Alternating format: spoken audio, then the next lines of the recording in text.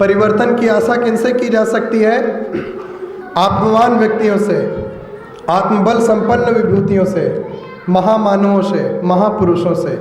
आत्म संपदा, आजकल लोग भौतिक संपदाओं से तो परिपूर्ण है, सभी प्रकार की सुख सुविधाएं हैं चारों तरफ, गाड़ी मोटर बंगला सब कुछ है, पैसा है, लेकिन है नहीं तो क्या है? नहीं है, आत्म संपदा नहीं है, आत्मबल की कमी है।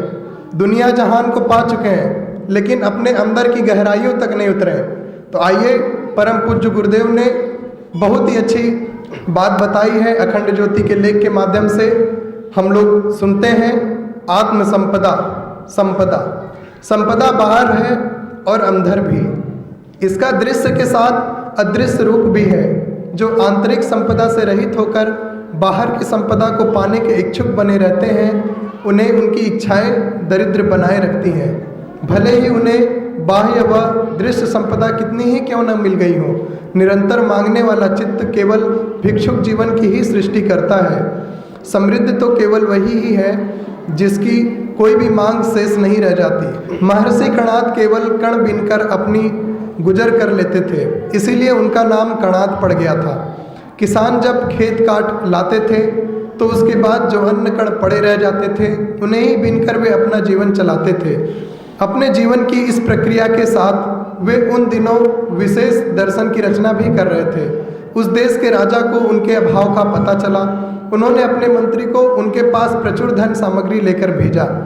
मंत्री के पहुंचने पर महर्षि ने कहा, मैं सकुशल हूँ, इस धन को तुम उन्हें बांट दो जिन्हें इसकी आवश्यकता है।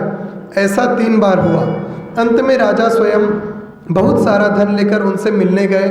उसने महर्षि से उस संपदा को स्वीकार करने की प्रार्थना की, किंतु वे पहले की ही भांति उससे बोले, उन्हें दे दो जिनके पास कुछ भी नहीं, देखो मेरे पास तो सब कुछ है।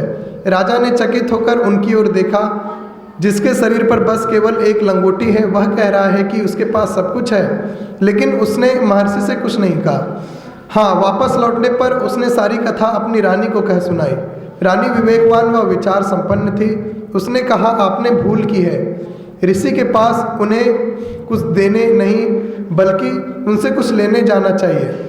जिनके पास भीतर की संपदा है वही बाहर की संपदा को छोड़ने में समर्थ होते हैं। अपनी रानी की बात सुनकर उसी रात राजा ने जाकर महर्षि से ज्ञान की याचना की। इस पर महर्षि ने कहा, राजन, संपदा बाहर भी है और भीतर भी।